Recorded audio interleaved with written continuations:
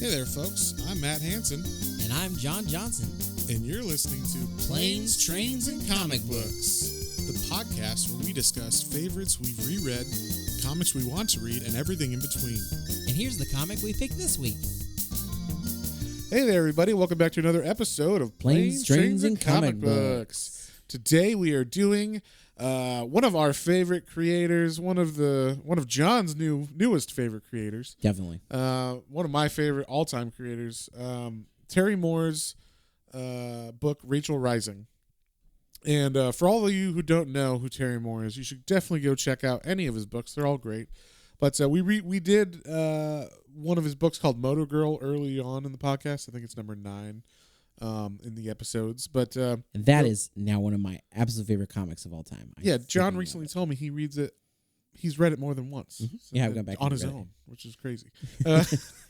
But yeah, so Terry Moore, great artist, great writer. He is an indie comics creator, as indie as you could be. He publishes his own stuff, prints his own stuff, and gets it in comic book stores somehow. I don't know how he does it, but but yeah. So he did a horror book, or like, I don't know if it's horror, but it's definitely like on the darker side. A book of, like, it's a supernaturally kind of horror book called Rachel Rising in 2011. And this is a series that was like 42 issues long. But we read the first story arc, which is issues 1 through 6. It's called The Shadow of Death. And yeah, that's basically like the basic intro of it. What'd you think going into this? What were you thinking it was going to be about, John? Did you think anything from the cover or anything? Or? No, I mean, the cover was just kind of ominous and creepy because it's like a black shadow of a female character laying on her back and like some red mist coming out of her mouth. I thought maybe it was like about death, or like maybe someone dies obviously or something, but I didn't even read like synopsis before. You were just like, we should read this, it's good. Terry Moore. I was like, oh, okay, that's cool. I really liked Merlin. That was good enough for you. Yeah, basically. You're like, Terry Moore, say no more. All right, cool. That's what I want to hear. That's what everybody should read. Terry Moore, along with Darwin Cook. He is one of my top favorite writers. So yeah, so right away this comic starts off with a bang. First off, the first, like, I don't know, 10 or 15 pages don't have any dialogue or any talking at all in them. It's just panels letting the art speak for itself, letting his beautiful art speak for itself, by the way, because he's a really good artist. And everything in this is black and white, too. All of his comics are in black and white. So that kind of adds to the creepiness anyway. Just in general, black and white comics are usually creepier for the most part. And so right away, we see this woman walking through the forest or the woods of this area. We don't know where it is. I wasn't sure if she was like jogging at first, because it made it look like, oh, maybe she's jogging, but then she kind of like has her hands in her pockets. So I'm like, oh, she's not jogging.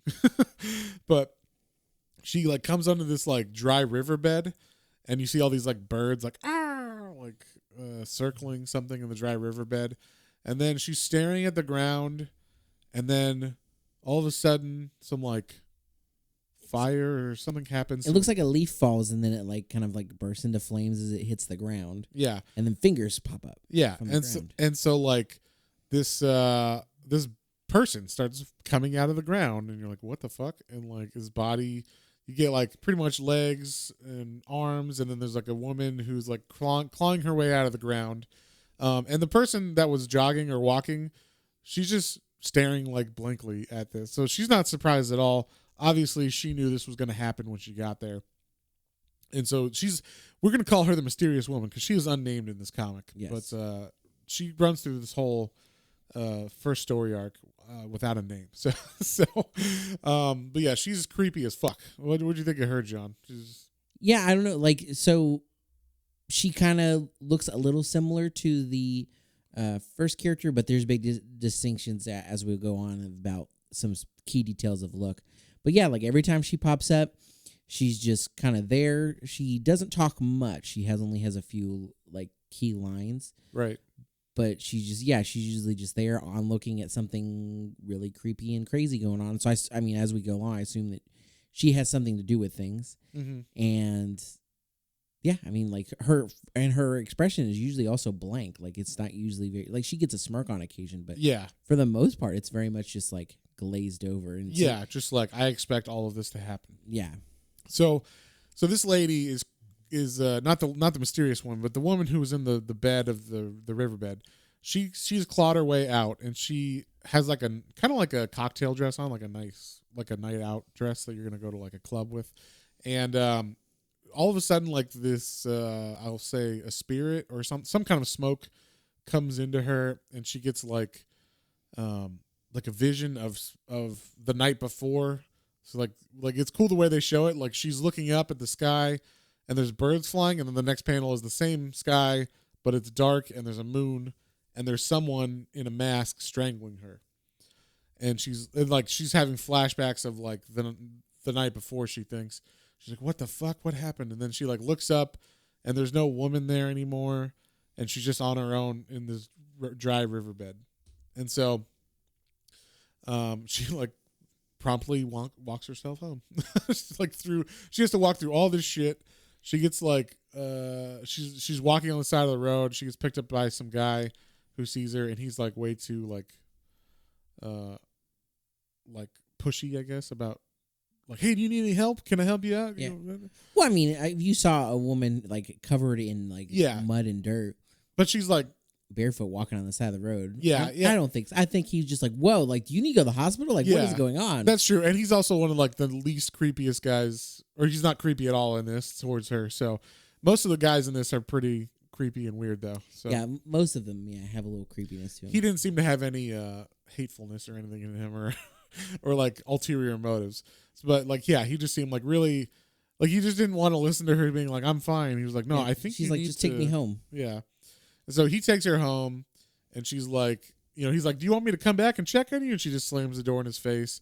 And then she like, I don't know if you noticed this. I'm sure you did. All the animals that like come in contact with her now are like scared of her, or like want to bark at her or run away. Yeah, like she walks through her door, and it's definitely, I mean, it's her place. She's got a key or whatever. Yeah. So she walks in the door, and there's like the cat was like in the window all curled up, and she comes in, the cat like looks over and like hisses and like runs away, and she's like, okay, cat, why are you being weird? And yeah. And so like that's a thing that happens through the rest of the comic too. And she like promptly just takes a shower. Like, I got to get all this dirt and shit off me and everything. So she takes a shower. She like starts remembering more as she's looking at herself afterwards in the shower. She's looking in the mirror. She sees she's got like a strangulation mark on her neck all the way around, and it looks pretty gnarly. And then her eyes are like super bloodshot. Like the whites of her eyes are completely red, like all these blood vessels burst in her eyes or whatever. So I don't know much about strangulation deaths, but apparently when you get strangled, it's possible that your blood vessels burst in your eyeballs. Yep. And you get red eyes. I've watched enough Law and Order to tell you that yes, that is definitely a common thing. Which Law and Order? Regular SVU. or SVU? Okay. the really intense ones, unfortunately. Yes, and but she gets more flashbacks of like someone with a wire or like a rope or something strangling her, and then she like sits down and like tries to remember like what exactly happened last night, because to her it's just like this was only last night or whatever, and all she knows is she woke up in the dirt, covered in dirt, so that was weird, and she has like flashbacks of someone strangling her.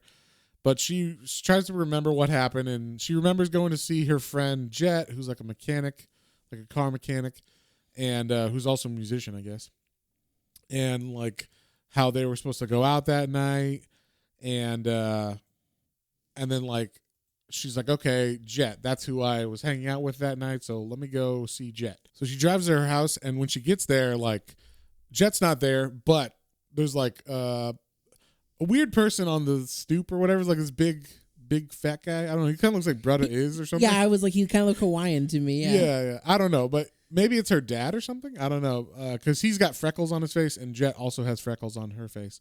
And so I was like, oh, maybe it's her dad or something. But then, so Jet is not at home, but the people who see her, like I guess it's maybe her dad and her mom, are like, wait, who are you? And she's like, I'm Rachel. You know I'm Rachel. And she's like, or they're like, you're not Rachel. You don't look like Rachel. Your like, eyes look weird. Yeah, like you look like something's weird with you, you know. It's like it's almost like they don't recognize her because she doesn't have the same like feel almost. Not that her face doesn't look the same other than her eyes, but like it is a theme that like people do not recognize her when she like meets them again, and then it's like I want to say it's kind of like with her spirit not the same or whatever, like the life left her body or whatever, so it's kind of like she seems unfamiliar to them even though her face might look the same other than the bloodshot eyes. That's how I kind of read it when I was reading this. And so but basically she's like, well, where is she? Like you know, she's like, oh, she's playing at the club, and Rachel's like, what? Like, it's Wednesday. She never plays on a Wednesday. She's like, no, it's Friday. So that's when we find out, oh, it's actually been like 2 or 3 days since she went out with Jet on Tuesday night. So it's Friday night now. So that's how long she had been like in the ground. Yeah. So that's super creepy. And that's how the first issue ends. So it's like, what the fuck? And then the second issue pretty much starts like right after that. And she's like driving up to a mortuary, and it says it's the Underwood Mortuaries on the sign of this place. And she drives up, she goes to the back entrance. She like there's like a buzzer on the back entrance, and it says like, she clicks it, and it's like, who is it? And then she says, it's me, Rachel. And then it like clicks open, no problem. So you're like, oh, this person knows Rachel. And then she's calling out to someone named Johnny, like, hey, Johnny, where are you? And then we see like Johnny is the mortician, is that what they're called? Yeah. Okay. So she's like preparing a body for a service of an old lady. And this part was really cool. Like, what'd you think about this part? This was cool because like Johnny is a character that like is always around dead bodies, so very much like, and this is kind of a trope of people in that like I've known some people that are into that business, and then like movies and TV shows about people who work in funeral homes and like make up the bodies. You hear a lot of stories about them like having visions or dreams of seeing these people, seeing dead people all the time. Right. And it's interesting. And that was kind of a cool part of this is that, so Rachel comes and it's like, oh, hey, Rachel. And it's like, oh, I must be dreaming because like you don't look, dead. yeah, you're dead and you don't look like Rachel. And it's like, just like the woman I'm working on, it's like, you know, but it's cool. I see people all the time. I saw Elvis once. I saw, she kind of lists off a couple of different people. She's like, yeah, I saw so-and-so the other day. Right. So this is obviously a dream, but keep talking. What's going on? Well, and this is one of those things, I was kind of wondering about this because like, how does Johnny know she's dead if, like I assume she was never like pronounced dead by anybody, and they never found her body, right? Because her body was found in the riverbed. Yeah, but I mean, I guess they assumed because she had disappeared for a couple of days, maybe. Yeah, maybe she just assumed. Maybe because Johnny works in that industry, Johnny was like, well, and also maybe because she has like the marks on her neck and her eyes and stuff, so she knows, oh, this is like my vision of what happened. Like maybe she's a missing person, and Johnny's just like, this is my brain coming up with like worst case scenario. Yeah, you know, she was strangled to death or whatever. And I'm just talking to a fictional person in my head right now. So, yeah, like Johnny we find out she's Aunt Johnny. So she's like an older woman who we assume is her actual aunt. I don't know if she's actually her aunt or not. she just calls her aunt. Yeah. Johnny, but she's just like talking to herself. She thinks she's talking to herself where she's like, yeah, you know, it's me, Rachel. She's like, you're sure you are. And then like, but even she says, like, she looks at her and she goes, you're not Rachel. And then she's like, yeah, I am. She's like, huh, like your eyes are all like fucked up or whatever and stuff. So there's a real like, it's weird because like Johnny thinks she's hallucinating, but also there is like a bit of like, well, why would she hallucinate a not real her or whatever kind of thing. I do want to say one thing I liked about this scene too was attention to detail of as far as like, so Johnny really does feel like she's hallucinating, And so she's talking, but she's just going about her work, and like it's really detailed as far as like Oh yeah, what an actual mortician would do. yeah, because they like glue the eyes shut, and like it was really I was like, oh whoa, Yeah. like this is I really liked cool. They actually show like she's working on specifically this old lady's eyes that has passed, and she like puts contact lens in, or like a lens that covers her eyeball, and then like glues her eyelids shut, and then she like takes a needle of some kind of solution and fills up the sockets around her eyes. And the way that they show them like sunken in before, and then after the needle pulls out and the solution's in there, they're all like puffy and normal looking, and so like it gives them a more real effect. I'm like, oh, that's cool. And so this is like a cool way to, I don't know, show it. It's not super it doesn't seem weird or like gross or anything in this, because it's black and white too. But yeah, like, and also what's going on around it is, oh, I'm talking to myself, and it's kind of like funny but like awkward or something, because she would be talking to a dead person or whatever. So Rachel basically is like, come on, we have to like go, I need to show you like where I woke up. And she's like, oh, okay, sure. And then she's like, let's take my Mini. And she's like, actually, let's make it a Camaro, because she thinks she's hallucinating. And she's like, come on. And she's like snapping her fingers like, Camaro. Camaro. And she's like, oh, well, it's whatever. And so and she even says like, why don't you drive on, Johnny? She's like, of course. Like, who else would drive or whatever, like, because you're a dead ghost or whatever, and you're in my imagination. So basically Rachel leads her, like, this comic introduces a lot of people throughout it, so it jumps around a little bit, but basically she takes her to where she woke up in the riverbed, and Johnny kind of has like a mental breakdown and realizes, oh shit, like you are real, like, and like this is where your body was, kind of thing. And they have like a good cry there, basically. Yeah. So, and then but what happens before that is we get this little girl is introduced, and her name's Zoe, and she's an interesting character. Real quick, I'm sorry, I want to mention, because I don't know if this plays a part later, but I did think it was interesting to the story. Mm-hmm. What the place they go to is like, deep in the forest, and then there's a hill, and then down into the riverbed. But specifically they call out, they said we're going to Fireside Hill. Uh-huh. And I was like, whatever, that doesn't make, but then Johnny specifically was like, oh yeah, it's called that because there were like years ago in this town, they burn. That's why I thought, maybe there's some supernatural, because 100 years ago, or whatever, they burn years and years ago, they burned like 100 young women here because they thought they were witches or whatever. Right. And so that's why I thought, maybe there's some supernatural element to this because of that. Now, that really doesn't play, I would say, to the rest of this per se, but I don't know if it's going to come back in the future. I'll let you. You want me to spoil it, or do you? Oh, no, I'm not going to. No, never mind. I don't want to spoil anything. I want to keep reading, so. Yeah. Well, and like John liked this a lot, so we're probably going to read more of this, or he might do it on his own, and maybe I'll just give you the follow up on the rest of the series. And be like, it was amazing. Yeah, please read it. So anyway, yeah. So anyway, we introduced this little girl named Zoe, who's about, I don't know, 9, something like that, 8 or 9, and she's at a house by herself, and she like wakes up and she like goes to get some milk out of the fridge, and she's drinking it, and all of a sudden there's like that mysterious woman again, the one who was jogging before, and she's like standing in her kitchen.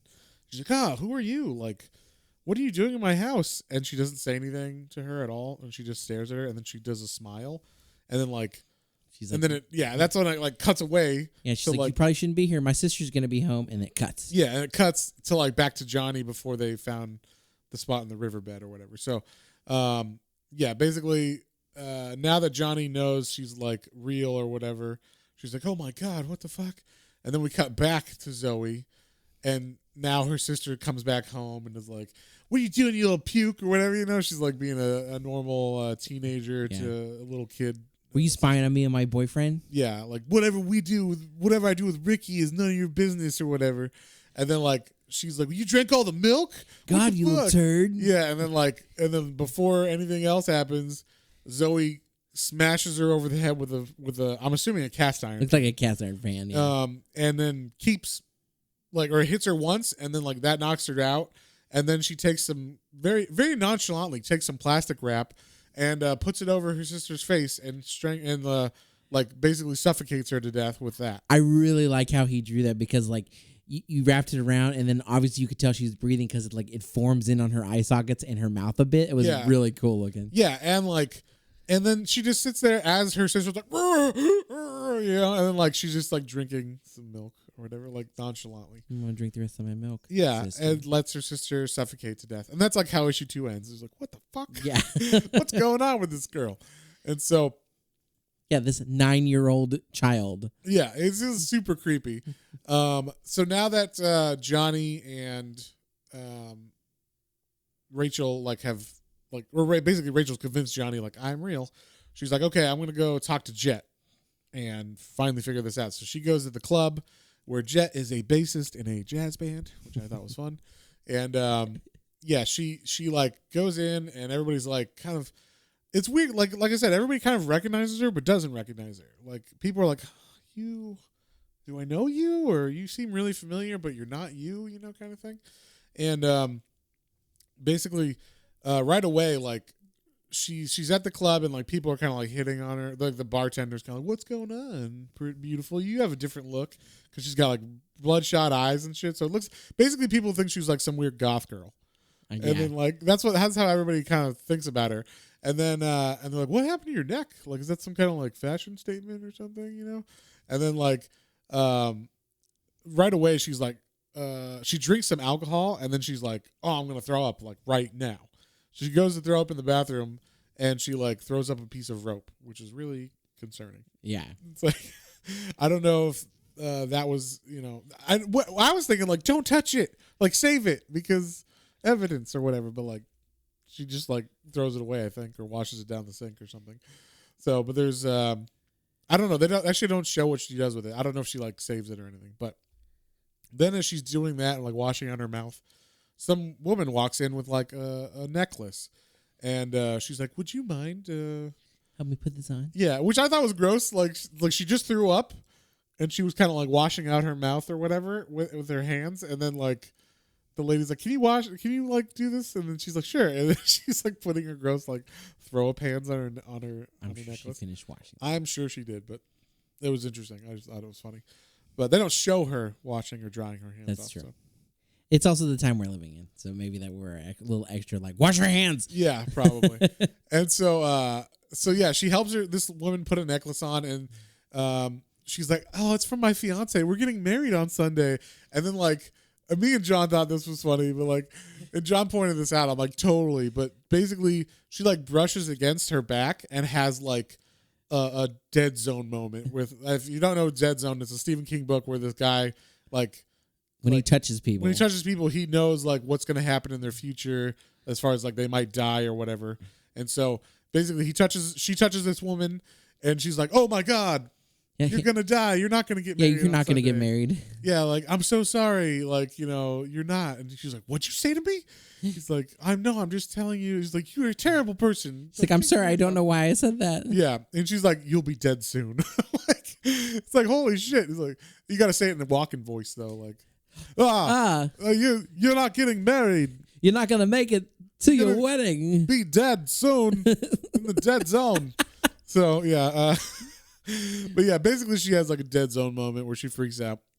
It freaks this lady out, and she even says like, "Your wedding bed will be a shallow grave. Your lungs will full of mud," and so, that kind of I didn't realize this until we started talking about it, but like there's like a foreshadowing of what happens to the husband later on.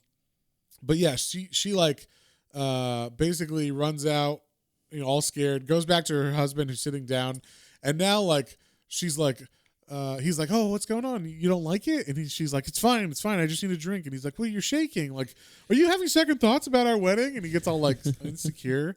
So it's pretty weird. And then she's like, "No, I just need a drink. Just go get me a drink and shut up," or whatever. He's like, "Okay." So he goes to the bar, and as he's at the bar, the mysterious woman is at the bar and starts talking to him. And she is the woman who was jogging before and the one who talked to Zoe.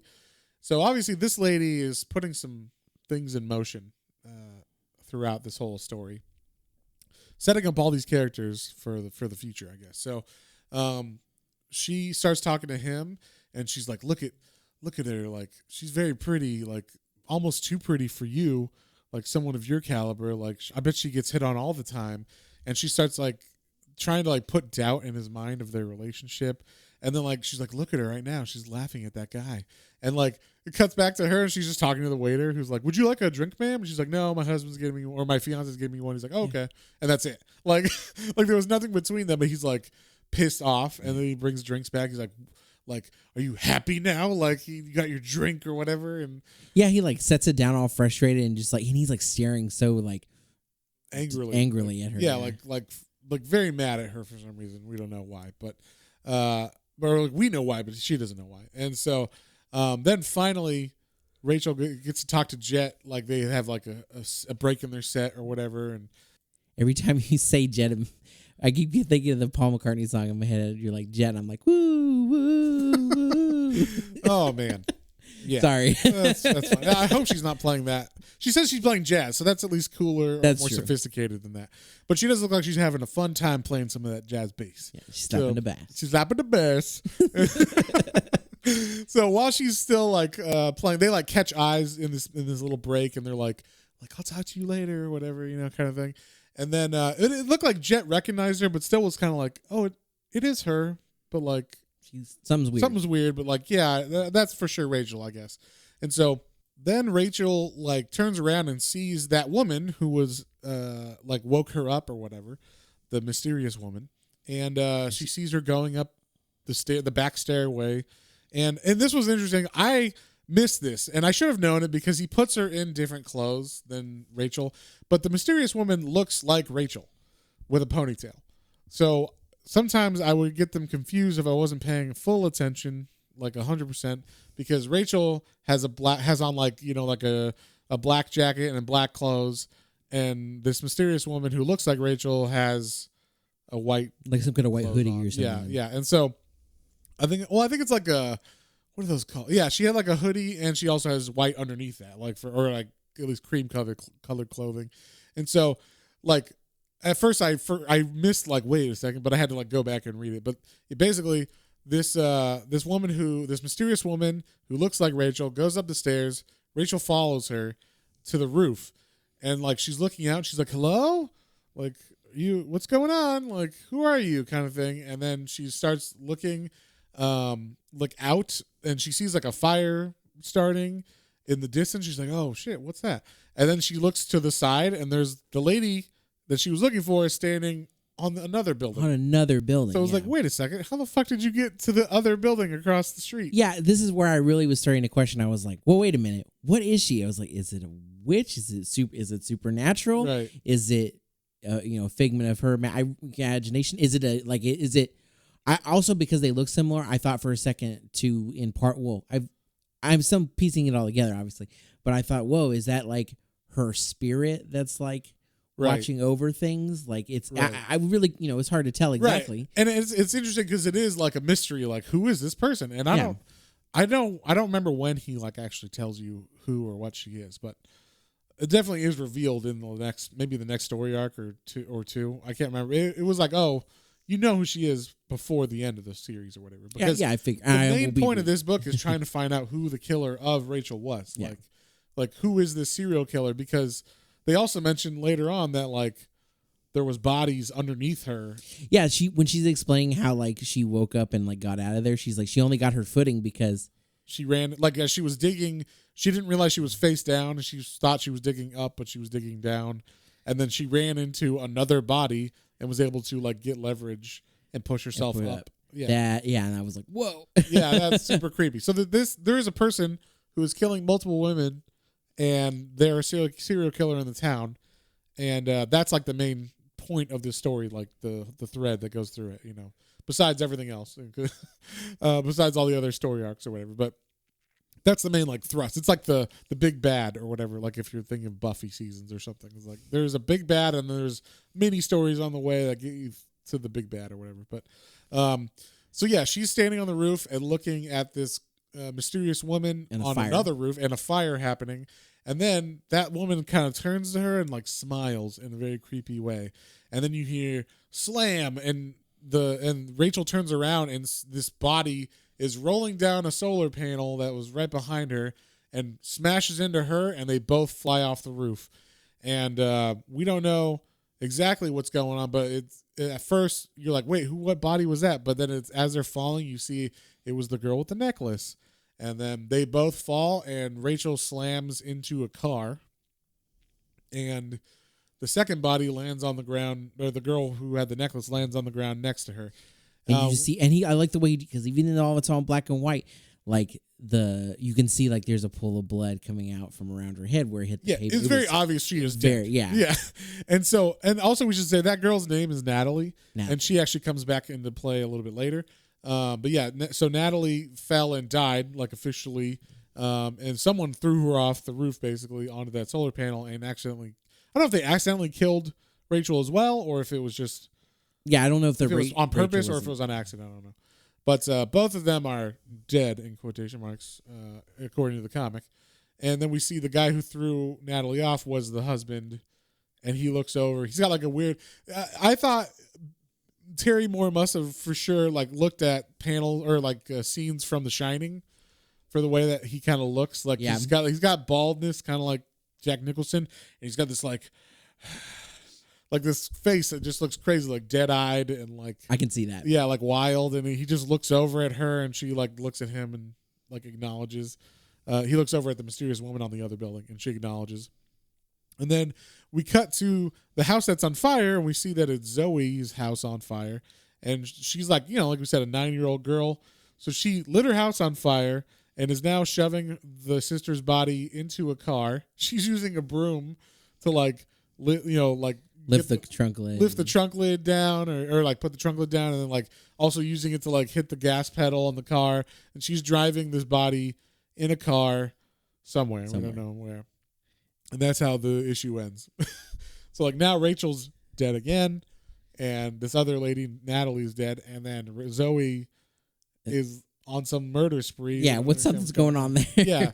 And so this has a really good like cliffhanger on each issue. And it's just it's really building and building. Like it gets more intense and crazy as it goes along. I love it. Yeah. And it just makes you want to read more. And Terry Moore's writing is so good that I think I read this whole trade in like a half hour. It was just like bam, bam, bam. I'm like, oh man, this is like so solid, so tight. Everything's great. All the art makes sense. All the everything. Like there were little things like, oh, maybe I have to go back because I was reading too fast because it was flowing so well, and like maybe I wasn't 100% paying attention on some things. But like then I was like, oh, okay, I get exactly what I was going for. So most of that's my fault, but. So issue 4 starts basically right after that. Jet and Johnny are like they meet up at the hospital, or I don't know if it's the morgue. I think it's like the city morgue. Morgue. It's not the mortuary where she works at. It's just like it's like the county morgue. Yeah, or something. And so that's where they first take bodies, obviously. Yeah, and so they're like, oh my god, like Jet's crying, and they're like, is it true, Rachel, really? And so Johnny like gets here, and she's like, is it true? And she's like, oh, I knew it. My visions were so strong tonight. So now she thinks that was all visions again, all that stuff that happened in issue 2 with Rachel. Yeah, and she's like, I must have known, like had a like foreshadowing or some shit. And so then we see they go in, and this guy named Earl, I guess, is like the main mortician there, or I don't know what they call him. One of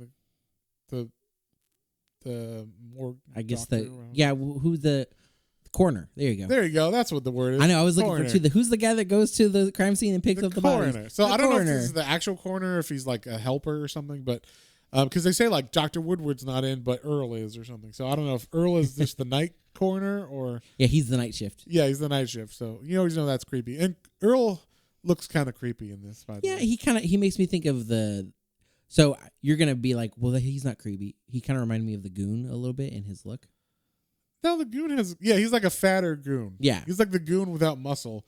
So he's got and he's got glasses too, but like he definitely has like he's bald and he's like got a big presence. Big, yeah. Yeah, I don't know. He looks like an old school strongman, like from an old movie where they thought like all fat people are extremely strong underneath all that fat or whatever. And so like he should be wearing one of those like strongman That one onesies piece or whatever. leotard Yeah, thing, yeah, exactly. And have like those big round dumbbells in his hands. But yeah, so basically this guy Earl's like, I mean, it's not pretty. She fell 5 stories, and they're like, just shut the fuck up and let us see her. So they, he lets him go in, and they remove the. I was like, man, she must look all fucked up, but then they remove the like cloth, and she doesn't look that bad. No, but it's fine. It's just her face or whatever, and looks normal. And then, but they don't really show like the rest of her body. And then they're like, can we have a minute, Earl? And then as he's walking out, you see like, there's a shot of them like talking to each other. And then you see her eyes open like next to them. And then she like sits up. She's like, Aunt Johnny. And they're like, what the fuck? Like, and I thought this was funny. Like Jet says, Mother Mary, Joseph, and the donkey. like what the hell's going on? And then we see like, basically, it's weird because apparently like the spirit that was in like came into her at the beginning can also leave the body or something, because like she burps and that it shows like the spirit essence coming out of her, and then the body falls flat and then it goes back in or whatever. So it's like basically her body is dead, but there is something inhabiting her, whether it's Rachel's spirit or not, we don't know. But there's someone. It has Rachel's memories. It has Rachel's stuff. I don't know. What are you hitting at over there? I'm not hinting. Are you giving me too much information? I'm not giving you. No, I'm saying that's the mystery. Right? We don't know what this is. So, well, you said we don't know if it's. I'm sorry. I'm reading too much into it. Yeah, I'm actually not. I'm not trying to suggest too much there. I'm just saying like we don't understand what this thing is. Like, is it Rachel's spirit or is it something else? We don't know. And so, basically, she's able to like now talk to Johnny and Jet, and she's like, "I'm not dead. Like, what's going on? I just remember like being at your show. What happened?" And they're like, "You fell 5 stories." And she's like, "Well, what happened to the other lady?" Because then she starts to remember like, "Oh, there was a lady that fell off the solar panel, or was thrown off the solar panel, and it hit me." And then and they're like, "What other lady?" And they're like, "It was just you that fell." And they're like, "No, like there was another lady." And then we cut to that other lady, Natalie, who was dead on the ground for sure in the last issue because blood was pouring out of her head. Her husband is like now lifting her up over his shoulder in the middle of the woods on this dry riverbed, and he's going to try to bury the body in the same spot that Rachel was buried. And so we're like, oh, is he like the serial killer or something, But, I mean, I was talking to John about this, and I think everything that happens in this is pretty much like with all these people, they're not doing it under their own will. No, I'm pretty sure it's the woman. It's the one. It's a mysterious woman who looks like Rachel, is appearing at all these scenes and causing all these people to do bad stuff. So like Zoe wasn't going to kill her sister beforehand, but now Zoe is a murderer. And same with this guy. Yeah, he might have been insecure about their marriage or something, but I don't think this was ever. Yeah, like it was part of the characters until this lady like corrupts him or takes him over, because he is under some kind of trance, because he's like, wait, what's going on, where am I later, and then we see like, oh, he wasn't like fully aware of what was going on, but he starts to try to bury her, and as he does, he looks over and he hears like he's like, what? And then there's like a snake that comes out of nowhere, and then the snake like hisses at him. Is super creepy. It's really weird, and then it like goes in her mouth. Goes in Natalie's dead mouth. And all the way, like it goes all the way in and disappears. Yeah, like it disappears and down her throat, and you're like, what the fuck? And then he's like trying to like suffocate her and like finish his job or whatever he was supposed to do. So he like buries her, kind of like half buries her in the ground. Some of her arms and legs are still sticking out, and goes back to his car. And as he's going back to his car, he's like packing up, and then another car he sees, he's like, what the fuck? And it's like this weaving car, and it runs into his car, and then it ends up being Zoe. She like comes out of the driver's seat, and she's like, can you help me with this? And he's like, oh, I guess. So like he's all out of it. And she said, yeah, this body's not going to bury itself. Yeah. And so they both pick up Zoe's sister, and they start taking her down there as well. Yeah, they take her down there, and then they like bury her, and as they're doing that, like he's like, oh my god, like what's going on? Like it's like he wakes up or something, and Zoe's like, I have to go home, mister. Thanks for helping me. And he's like, what have I done? What happened? And then Zoe like smashes, I don't know if it's a rock. I think it's a rock. Okay, a rock on his head, and like kills him basically. And like this is the part that I thought was like foreshadowing. Yeah. She like shoves mud in his mouth as he's like halfway unconscious and bleeding out of his head, and probably has like some sort of like super concussion or blood hemorrhage in his brain. Yeah. And like she shoves mud in his mouth, and like so he'll suffocate basically. I was like, holy shit, like super fucked up. And she just leaves him there to die. Then like she runs into that mysterious woman again, and she's like, why are you making me do bad things? And she's like, I never want you to come back. And the mysterious lady's like, never's a long time. What if you need me again? And she's like, I'll never need you again. And she like just smiles at her. And so like Zoe, and then she disappears. So Zoe's like, am I crazy? What's going on? Yeah. She seems more in it, or like in herself than, or more aware than the husband was. Definitely. Because he seemed like he was in some kind of trance the whole time. Whereas Zoe's like, I know what's going on, but it seems like this is like a dream or something, or like I'm doing these bad things, but it's not me, and I know that kind of thing. So, and that's the end of that issue. Issue 5 starts out it's just like a super fucked up issue. I'll say that. Like, I don't know what you thought. Oh yeah, no, this was definitely like the creepiest issue of them all so far. Yeah. So the beginning of issue 5, or I guess the end of issue 4, was Aunt Johnny and Jet sneak Rachel out from under the eyes of Earl, I guess, and they brought her back to Aunt Johnny's place where she's been sleeping for like, we find out 2 days. 2 days, yeah. And like it was interesting, like all these flies are in the room, so I'm like, is her body dead and like still stinking, or how does that work, or whatever? Because it makes it seem like the flies are there, but the flies are also dying in the room. So yeah, they do that a couple times, because I think earlier on she's looked like she slept all day at one point.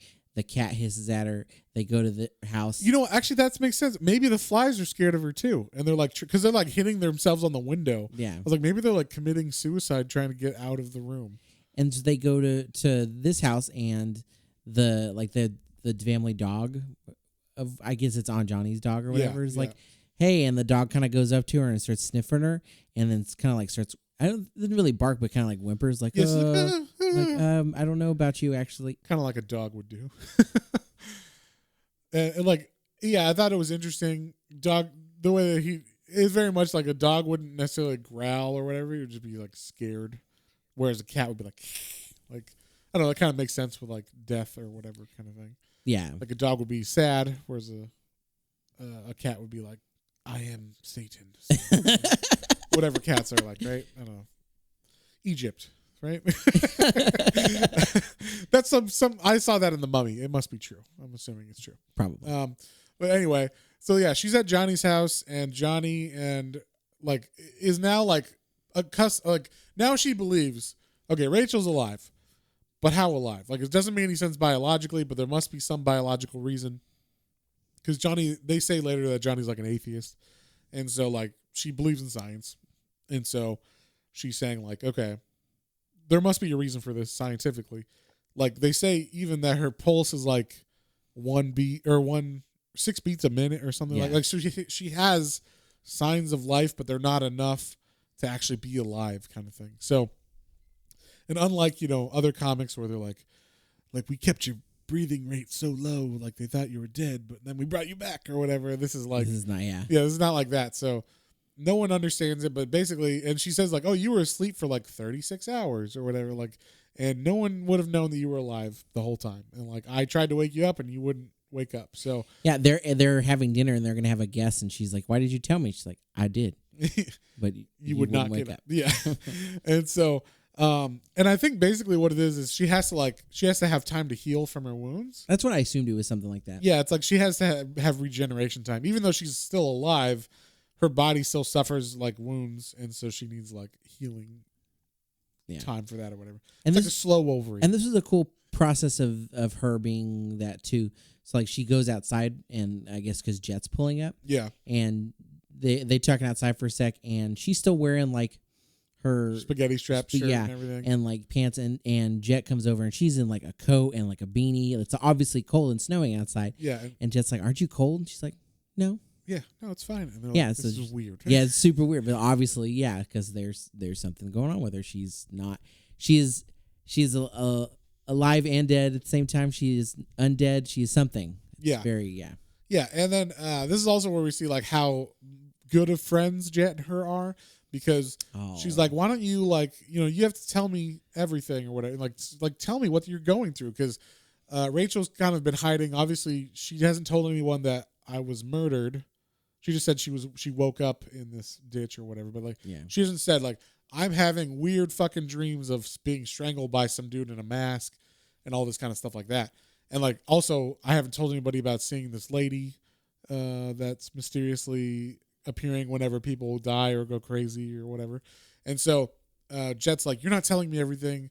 Like you have to, And then she like raises her pinky and is like, please, you have to tell me. And then we cut back to them being kids, and they're like pinky swear, best friends forever, thick or thin, whatever, old and gray, friends for life, and the grave and afterlife or whatever. I thought this a cute little one thing I have to say that I really like about Terry Moore's storytelling.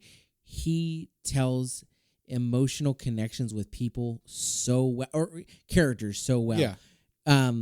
Motor Girl hit her connection with the what's the gorilla name? I feel bad now. Oh, I don't remember. Okay, well, her connection with her main gorilla that she sees, like it's so heartfelt, and especially like when you find out the main part there, and then this when she's talking about Jet the entire time, and then they finally have this like really like deep connection moment, and then like it's just a little thing. It's like back when they were kids or whatever, but it's just like the way that he tells us, like, right? Oh man, like I really feel these characters. Yeah, you knew they were like they were good friends, but like this show's like, no, we were like real tight back in the day. We've been together forever, pretty much since we were little kids playing on a play. I just appreciate that in storytelling. It's cool. He does a really good job of that. Yeah, and then they're like, what kind? I like this. I thought it was funny. She's like, what kind of kids make a pact to the afterlife? But I don't want to spoil anything, but there's something to that. Later, more foreshadowing, perhaps. This is definitely foreshadowing. So, but yeah, basically she's like, so you're dead, but you're not dead. That's weird. So like, tell me what's going on. Like, what did you go through? And she's like, she starts to tell her like what it was like to wake up. And this is where we kind of already spoiled it, but like where she said like, I thought it wasn't really happening. I thought it was a nightmare that I couldn't wake up. I tried to scream, but there was dirt in my throat and it was filling my lungs and stomach, which I thought was super like creepy and descriptive. Yeah. And it was like, it was consuming me, and it was like I was being swallowed. And then she finally got some leverage, and it was another body that was below her, and she was able to push herself up, and she's like, oh my God. And so she said like, did you vomit or whatever? She's like, yeah, I had to like throw up all this dirt and everything, and it was super fucked up. And so then they're like, oh, well, it's time to eat. Like, I thought that was funny. Like, who's hungry?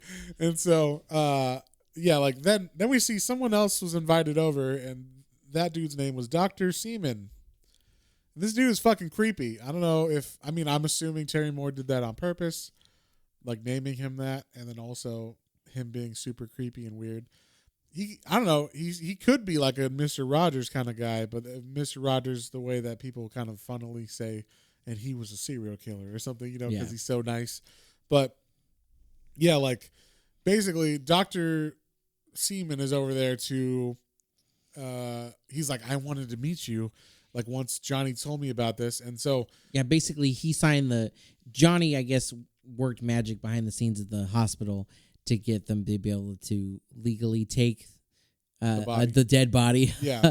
And so she told she told Dr. Seaman that I guess technically that she wasn't dead. Right, because she needed him to play along. Yeah. And so he was like, okay, I'll sign the paperwork if I get to meet her. Yeah.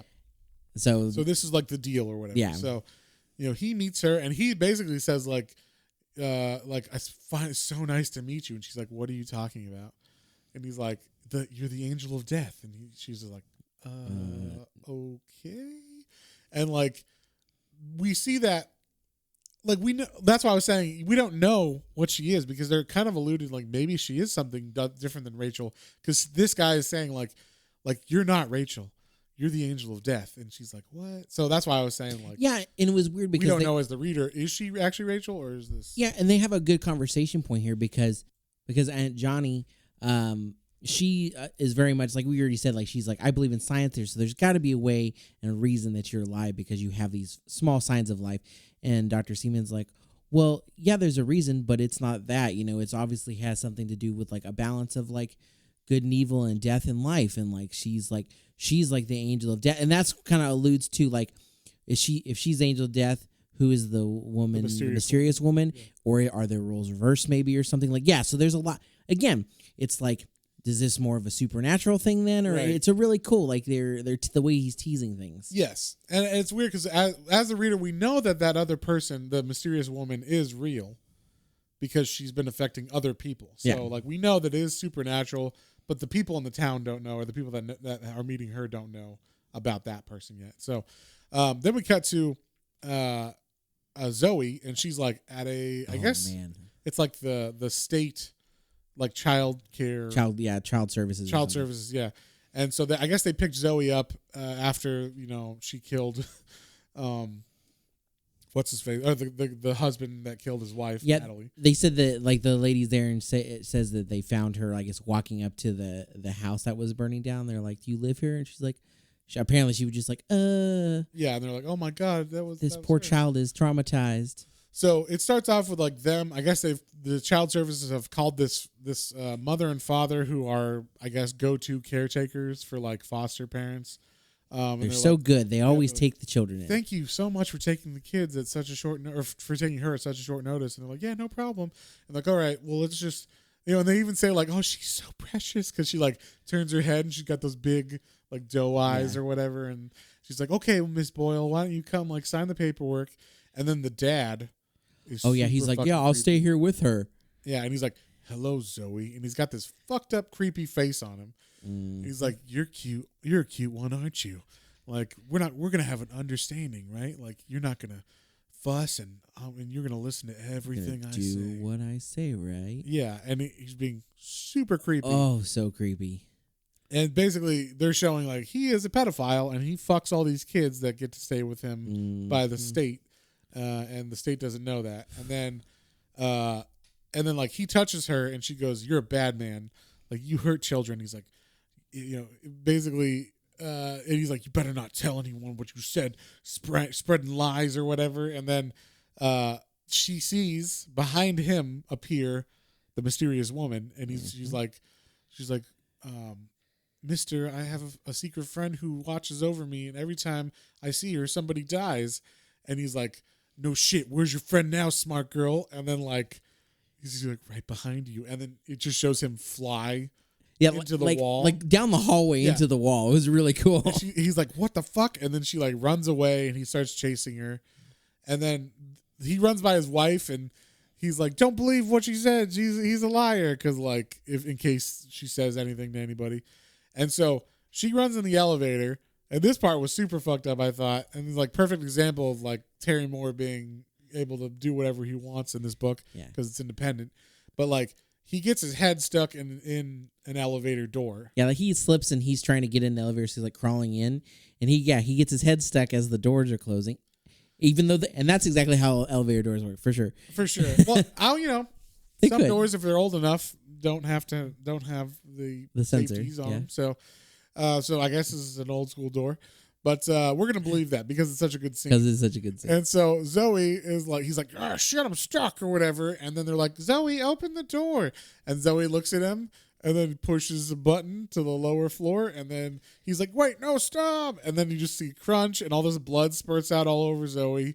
And then the elevator comes down. It's like ding. And the door opens and it's her standing in a pool of blood with his head in the elevator. And then she walks out. And it's got bloody foot. I like the bloody footprints as she walks out the door. Yeah, super fucked up. And then we're on issue 6, and this one kind of this one had a lot of weird, creepy shit. But it starts off with they're back at the dinner, and Rachel's like, basically, I'm done. I don't want to talk to you anymore about this shit. And so she's like, it's my death, and like I don't want to be here anymore. And so basically Jet's like, why don't we go and you show me where you were buried, kind of thing. And so they leave with Johnny. And then the doctor's like, "Oh, don't worry, I'll clean up here." And he has like this really creepy fucking So Miss America wave. They're at Aunt Johnny's house, and they're like, "Okay, we're gonna go to the scene." And Dr. Seaman's like, "Oh yeah, I'll do the dishes and then see myself out. Y'all take care." It was very and they walk out, and he's like waving and smiling, and it looks super creepy. Super creepy. Then they cut to a woman walking on the street, and it's Natalie, the woman who was murdered by her husband, and he buried her, but now she's walking around again. Yeah, and she's covered in dirt again. She was dead, but now she's raised. And this is what I could see why you thought maybe this specific spot has a like purpose. especially they were like there was a body there already, so I was like maybe is that one of the old like witch bodies or girls, or is it? And that's why I thought maybe this they said witches were burned here, so maybe it's supernatural or like Indian burial ground kind of thing. Right, but it seems like whenever someone's buried here, they at least rise, or there's something like that. But she was also the woman who had the snake go down her throat, besides the other people. So, she's walking, and this guy who like is a carpenter, I guess he has like a carpet van. He pulls over, he sees her walking, he's like, "Oh my god, ma'am, are you okay? Like, are you in trouble? Like, do you need me to take you somewhere?" And she's like, yeah, take me home in town. He's like, "Oh, okay. Do you need medical service? I was in the army. Like, why don't you have a seat and like let me look you over. Can check you for broken bones." And he starts like feeling her legs. I thought this was just gonna go normal, like the first one at first, and then I was like, hey, wait a minute, is he being a creepy perv? I don't know if this dude was supposed to look like Gary Ridgway. The killer. Yeah. But he totally looks he does look like Gary Ridgway, the serial killer. little fatter. A little like a fat Gary Ridgway, who, if y'all don't know, was the Green River Killer. Was episode, I think, 15 or 16. Go and listen to, like, if you have any interest in serial killers, go listen to that one, because that is such a crazy story. Yeah, and it's a true crime podcast. True crime. Yeah. So, but this dude totally looks like Gary Ridgway. And I know, and also we say John Ridgway in that a lot, and I was wrong. I think I just was here thinking of my friend John who's talking, and I don't know why we said John Ridgway, but Gary Ridgway. Gary Ridgway, yes. But anyway, so this guy's like, "Well, let me check you. Do you feel any pain here?" He's like feeling up her leg. How about here? And then I wasn't 100% because it's in black and white, but then like I saw the line a little better, and it's like, oh wow, his hand is between her legs. Yeah, so basically he's like touching her vagina or something, or reaching, feeling up her leg, up her skirt. Yeah, well, because he says like, "How about here?" There's like a pause. Yeah, that's why I'm like, oh my god, like he's being super creepy and gross. But the cool thing was she looks at him and she's all angry when he says here, and then she opens her mouth and this fucking snake flies out of her. Yeah, that was cool. And like bites his fucking face, and then he falls down a hill, and I'm assuming he's dead. And then the snake comes back and just goes back in her. Yeah, it's like it like curls up her leg and then back on her and then goes back in her mouth. Yep, she's like, and then burps, which was funny. I thought. Yeah, but so then Johnny and Jet and Rachel go to the spot where they found Rachel and Natalie. Or when Natalie was gone, no one knows who she was. But Rachel's like, "No, I swear there was a body there too of a girl that fell with me." So they go to this where she fell off the roof of this jazz club, and while they're there, they hear something in the trash, and I think it was more like Rachel senses her. Yeah. And she's like, basically she sees, or she knows Zoe's like hiding in this trash can. I think they're all kind of called to this moment or whatever in this area together. So Zoe is like talking to Rachel, and then they're like, what do you see? And Zoe's like looking, and they see like her head's turned, and everybody else is like, what do you see? And but Rachel can actually see this mysterious woman, other than no one else can. Just Zoe and Rachel, yeah. So they're like, wait, what? And she's like, that's that woman. Like, I know who she is. And so she starts talking to her, and she actually talks back. So she's like, where's that girl that was here? Do you know? Like, can you understand me? And then the mysterious woman says, do you remember me? Do you? And she's like, remember, like the roof? Is that what you mean? And she's like usually you remember something that ruins everything. But this time, like nothing, and it's now it's too late, and you're like, wait, what the fuck are we talking about? Yeah, it was. Like- She was definitely almost like it was like riddles of like who are you? And she's like, what? You don't remember? You should remember things. Yeah, it was very Yeah. like what? Yeah, What is it's going like on? obviously there's some connection that I don't know if it's like in the past or what's going on. But she does like call her sister. So she says like, remember the snow sister when it starts to snow? And like, and this was weird too. Like as she says that, her garb changes, like what she's dressed in, the mysterious woman. Yeah, It looks like olden days. Yeah, she's got like a bonnet on now, and like kind of like a corset or something. yeah, it's very odd looking. Yeah, and so we don't know. And then she disappears, and they're like, "What?" So Rachel's like, "That's weird," and they're like, what woman are you talking about? Like Johnny and Jet were, and they're like, "Didn't you see her?" She's like, "No." So like, whatever, let's go. And so then they're driving, and it cuts away to that creepy Dr. Seaman, who is now back at his house. He's like, "Hey, honey, He I'm walks home." in like, yeah, hey, honey. And you won't believe it, but I finally met her. Like she was dead yesterday, and now she's alive today.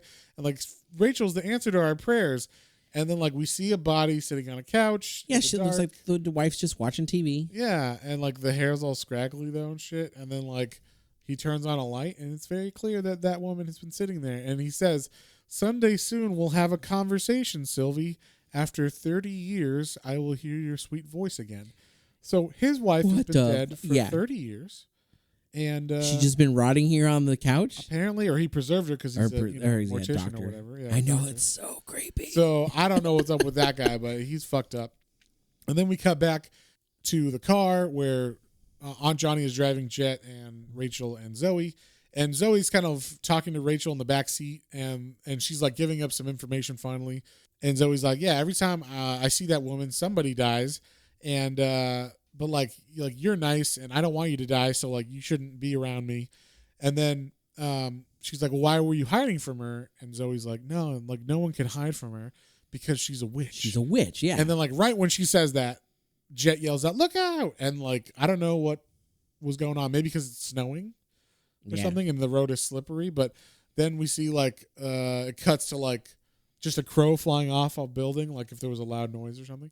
And then we cut back to Rachel, and she's on the ground, and the snow's, snowing, and what? And then she like sits up, and we see a piece of rebar is through her midsection, and she's like not really feeling pain or anything, so that's interesting.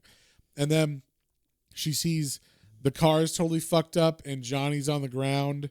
And she can't move. She's like, "Don't move me. I can't feel my legs." She pulls the Oh yeah, she pulls the rebar out of herself. and like walks over to them, and then like Johnny's like, "I can't feel my legs," and then she was like, "But go look, Jet. Like Jet's lost too much blood." And she looks, and Jet is sitting there, and like all this blood's pouring out, and basically just like she's like, "Just don't let them burn me, Rachel." Like, because she knows she's gonna die. Well, see, and this is what I didn't. She was saying that, and I thought cremation at first, but then I also wondered if it was any kind of reference to the witch stuff. I think it is. Obviously, Okay. They just said witch, and Yeah, don't let them burn. There's so many little things that are like in my brain going on. Yeah, but then she was like, yeah, like maybe she's gonna die. Don't let them like cremate me, because some people have that fear too. That's yeah. true. And then I thought this part was super creepy, but she's like, Jet's looking at Rachel, and she goes, "Rachel, nobody's waiting for me." And she's kind of looking in the middle distance. She's like, "Why isn't anybody waiting for?" And then she dies. And then she's like, "Jet," and then like freaks out, and Yeah. like her life is gone. Then we see a panel of like a 4-panel page. This is the last page of this series or this volume, and we see Jet's body. She is now like dead on like the mortuary, I guess. And she's dead. And then the last panel is her eyes open up. And she also has a strangulation mark, and her eyes are blood red or bloodshot red. So it's weird, like how, I'm not sure exactly how she has that, because she didn't have that before. So she did not have bloodshot eyes when they were talking. So I don't know if she just got that somehow or something. But yeah, we'll find out. It's a mystery, folks. And that's the end of the issue or the volume. So, what did you think about that, John? Did you have anything you wanted to hit that we missed? No, not particularly. I think we hit all the main points. Other than like, No, I mean we hit them all. I was gonna say the thing I was gonna say is his art is so good, but we did mention that it's such solid art. It looks really nice. We can't say enough about his art and his storytelling and just the creepiness of this comic is and this one was super creepy. And yeah, so what would you give this one, John? Well, I just want to say again with Terry Moore, after reading what I've read and now reading this one, is like he's this great storyteller, but the first one he told like a little bit more comedy, a little bit more like sci-fi meets like real world drama. Yeah. And this one was like some real world drama, but then like more supernatural, a little supernatural element. Maybe it was cool. It was different enough to. Now that you say that, like all of his books have a different feel. Like I was telling you earlier, Strangers in Paradise has a like espionage kind of thing, like politics and secret police or whatever kind of thing, or secret organizations and stuff. And then this one has a supernatural drama. The other one, Motor Girl, has a sci-fi drama. Then Echo, his other series, has like a superhero kind of sci-fi feel to it. Also a drama. He likes drama part, but he mixes it up. There's a lot of comedy in Motor Girl too. I really yes. But that's the thing I'm just gonna mention is like that is amazing storytelling when you can tell all these different types of tropes or genres of stories, but still tell this really compelling story, and I just loved it. And like having he does a really good job of like having strong women without making them feel like I'm just gonna make this person a strong woman and it's unbelievable and all this stuff. He's like, no, like everybody feels right and correct. Everybody's doing what they should do. Yep. Yet, Aunt Johnny feels strong.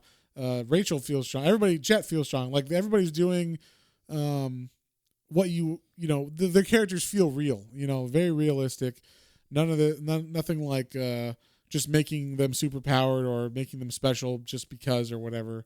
It doesn't seem like it should be like that or whatever. Yeah. So I don't know. It's probably because they're his own creations, but you see, some people don't stick that landing. So like he does a good job of like really making you care about the characters. He builds the characters first, and then like you understand where they're coming from and why they have their motivations and all that stuff. So it just doesn't come out of nowhere kind of thing. Yeah. So what would you give this one, John? So I am a complete story guy. I'm a guy who likes a solid ending and like a wrap up, make you feel good about everything.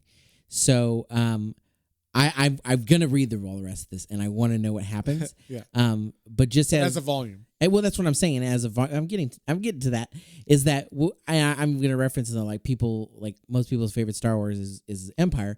Mine is Return of the Jedi because I like the completion of a story. Right. So I'm gonna say it was fantastic, and I look forward to reading all the rest. I don't know how satisfied I'll be until I get that ending.